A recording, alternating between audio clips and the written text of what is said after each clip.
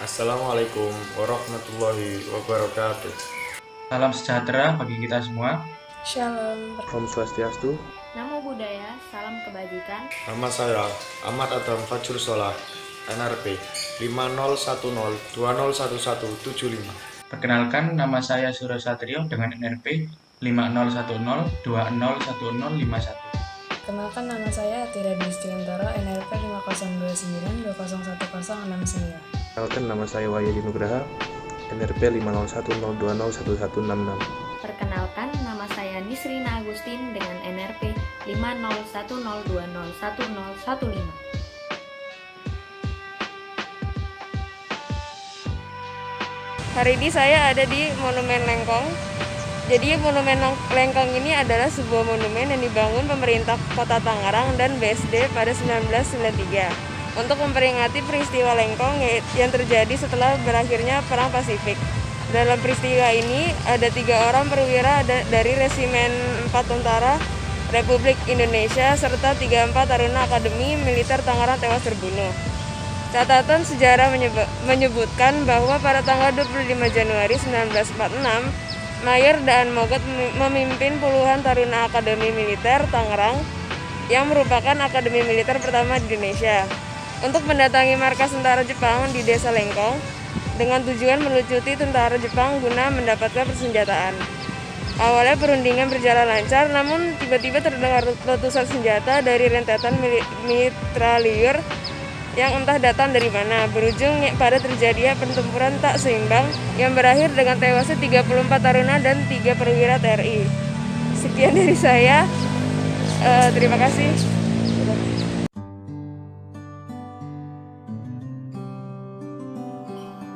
Baik teman-teman, perkenalkan nama saya Nisrina Agustin.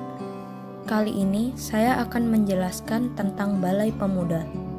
Balai Pemuda merupakan gedung cagar budaya peninggalan zaman Belanda yang masih aktif beroperasi dan terawat hingga saat ini. Gedung bergaya ekletisisme ini terletak di Jalan Gubernur Suryo, Surabaya. Gedung ini dibangun pada tahun 1907 oleh Wakan Westmaes dan diberi nama The Simpanse Society atau Simpanse Club, yang artinya tempat asosiasi kaum elit. Pada saat itu, tempat ini digunakan untuk pesta dansa, acara minum teh, bermain bowling khusus untuk orang Belanda. Saat ini, Balai Pemuda digunakan sebagai tempat pameran karya dengan pendapatan sewa sekitar 400 juta rupiah per tahun. Yang menurut pemerintah, hal tersebut dapat meningkatkan masukan pendapatan asli daerah.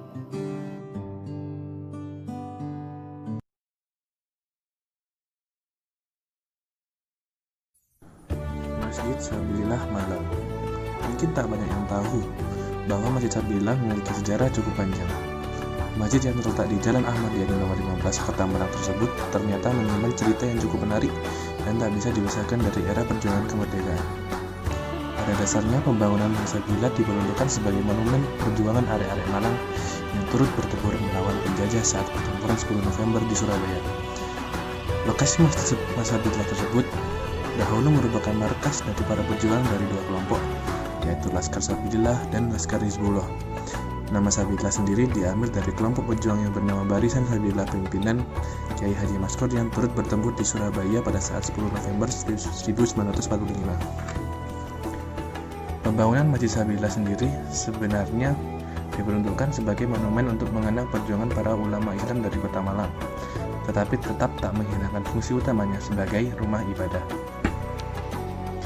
Saat itu, sebelum dibangun masjid, lokasi dari Masjid Sabilillah merupakan tanah kosong yang dijadikan markas para pejuang asal Malang. Terdapat 2 kelompok pejuang besar yang bernama Laskar Sabilillah dan Laskar Hizbullah. Dari tempat itulah mereka berembuk dan turut serta dalam pertempuran di Surabaya tahun 1945. Perjuangan juga terus dilanjutkan pada saat agresi militer Belanda 2 tahun berikutnya.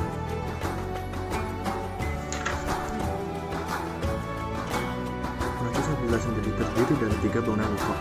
3 bangunan pokok tersebut adalah bangunan induk, menara, dan bangunan pelengkap seperti kantor, tempat wudhu, dan beberapa bangunan lain. Secara keseluruhan, luas komplek Masjid Sabilullah adalah 8.100 meter persegi. Bangunan itu sendiri dibangun di atas lahan seluas 1.800 meter persegi dan dibangun 2 lantai. Untuk bagian tengah masjid, terdapat kubah dengan diameter sepanjang 20 meter. Semua bangunan masjid berkonstruksi beton. Selain itu, ada juga satu bangunan menara setinggi 45 meter yang menjadi pelengkap Masjid Sabilillah. Pada bagian dalam masjid terdapat 9 pilar dan masing-masing pilar memiliki jarak 5 meter. Angka 9 dalam hal ini melambangkan Wali Songo, ulama penyebar agama Islam di Nusantara. Sementara angka 5 melambangkan Pancasila yang merupakan dasar negara Indonesia. Sementara bentuk persegi 6 pada bangunan menara melambangkan rukun iman. Kini Masjid Sabilillah sudah menjadi salah satu ikon Kota Malang. Tak sedikit masyarakat yang sengaja datang untuk hanya sekedar mampir ke masjid tersebut. Untuk itu bukan hal mengejutkan ketika Masjid Sabilillah menjadi salah satu ikon sejarah di Kota Malang.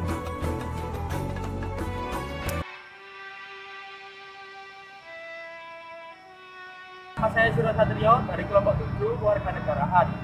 Saya berposisi di Surabaya, tepatnya di Monumen Perjuangan Polisi Republik Indonesia atau bisa dikenal dengan Monumen Polisi Istimewa. Bangunan ini pertama kali dibangun pada tahun 1987 dan selesai pada 1989. Namun bangunan ini direnovasi kembali pada tahun 2018. Renovasi monumen dilakukan dalam suasana peringatan 17 Agustus 2018 dengan suasana kemerdekaan. Jiwa patriotisme ingin dibangkitkan kembali, sekaligus pengingat tentang perjuangan Polri terdahulu. Menjadi pengingat kalau dulu merebut kemerdekaan, sekarang mempertahankan kemerdekaan. Kemerdekaan yang sungguhnya dengan tetap meneladani sejarah yang lalu. Tidak hanya momen kemerdekaan, peresmian monumen ini juga bertepatan dengan hari ulang tahun paguyuban keluarga besar Brimob. Sejak polisi istimewa memang istimewa. Pasukan di bawah komando Muhammad Yasin ini adalah satuan polisi dengan mobilitas tinggi dan memiliki kemahiran tempur. Kehebatan pasukan polisi istimewa dalam arena perjuangan Surabaya sangat disegani. Dr. Haji Ruslan Abdul Ghani, tokoh penting peristiwa 10 November 1945 di Surabaya pernah menyatakan jika polisi istimewa yang dipimpin oleh Muhammad Yasin adalah modal pertama perjuangan di Surabaya. Tanpa peran Muhammad Yasin dan pasukan polisi istimewa tidak akan ada peristiwa 10 November. Sejak polisi istimewa dimulai dari petinggi militer Jepang yang membentuk Tokubetsu Keisatsutai atau kemudian dikenal dengan polisi istimewa April 1944. Kala itu para pemuda Bumi Putra ramai-ramai mendaftar di kantor Gubernur Surabaya dengan tes ketat 200 pemuda diterima. Para calon personel polisi istimewa itu kemudian digembleng militer Jepang pada sekolah Keisatsutai di Surabaya. Mereka dilatih dengan sangat keras. Tiap hari lari 30 km baris berbaris dan bela diri Jepang. Judo mulai pukul 7 hingga 2 siang. Setelah itu istirahat dan berlatih kembali pukul 20.00 disambung dengan apel malam pukul 22.00. Perkenalkan, nama saya Ahmad Adam Fajrul Solah. Saya di sini akan menjelaskan tentang sejarah berdirinya Masjid Agung Tuban. Masjid Agung Tuban pertama kali dibangun pada abad 15 Masehi atau pada masa pemerintahan Bupati Tuban ke-7 Adipati Raden Aryo Tejo. Masjid yang memiliki nama Masjid Jami ini telah mengalami 3 kali renovasi. Yang pertama tahun 1894 pada masa pemerintahan Bupati ke-35 Raden Tumenggung Kusumo Diko. Beliau menggunakan jasa arsitek Belanda untuk merenovasi masjid ini. Renovasi kedua dilakukan pada tahun 1985. Saat itu masjid mengalami perluasan. Renovasi yang terakhir dilakukan pada tahun 2004. Renovasi kali ini dilakukan secara total, meliputi pengembangan lantai 1 menjadi lantai 3, menambah sayap kiri dan kanan, serta menambah 6 menara. Masjid Agung Tuban ini juga menjadi saksi penyebaran Islam di Nusantara. Di sebelah barat bangunan masjid terdapat makam salah satu wali songo, yakni Sunan Bonang. Sekarang masjid ini menjadi tempat dilakukannya berbagai kegiatan ibadah serta sosial, sekaligus menjadi objek wisata bagi peziarah Wali Songo.